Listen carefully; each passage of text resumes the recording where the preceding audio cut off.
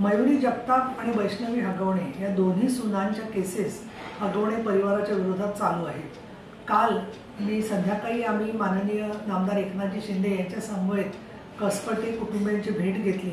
त्यावेळेलाही काही नवीन मुद्दे समोर आलेले आहेत आणि त्याच्यामध्ये एका उच्चपदस्थ पोलीस अधिकाऱ्याच्या पत्नीकडून लग्नाच्या वेळेला रुखवत विकत घेण्याची सक्ती हगवणे कुटुंबाने केली होती आणि त्यासाठी मुलीच्या घरच्यांनी रुखवत बनवण्याऐवजी 1.5 लाख रुपये देऊन या पोलीस अधिकाऱ्याच्या पत्नीकडून रुखवत विकत घ्यावं लागलं अशी त्यांनी एक तक्रार केलेली आहे। ती मी रात्री सन्माननीय पोलीस आयुक्त पिंपरी चिंचवड यांच्याशी तपशीलवार बोललेली आहे।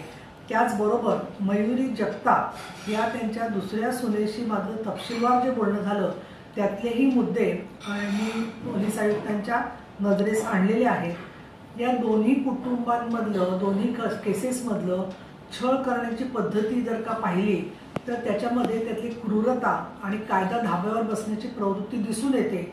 या पार्श्वभूमीवरती जे चार्जशीट मयुरी जगतापच्या केसमध्ये प्रलंबित आहे ते लवकरात लवकर व्हावं ही अपेक्षा मी व्यक्त केल्यावर ते चार्जशीट अंतिम टप्प्यामध्ये आहे असं त्यांनी मला सांगितलेलं आहे।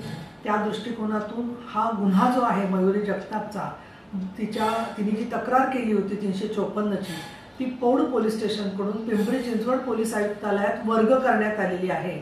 आणि त्याचबरोबर कसपटे कुटुंबाला ॲडव्होकेट राजेश कावेडिया आणि ॲडव्होकेट उज्ज्वला पवार ही 2 नावं पोलिसांच्याकडून पुढल्या प्रक्रियेमध्ये आहेत। परंतु मयुरी जगतापची केस लवकरच उभी राहील तर त्या केसमध्ये सुद्धा सरकारी वकिलांची आवश्यकता भासणार आहे आणि म्हणून विशेष सरकारी वकील नेमावेत या संदर्भात सुद्धा माझं पिंपरी चिंचवडच्या पोलीस अधिकाऱ्यांशी बोलणं झालेलं आहे।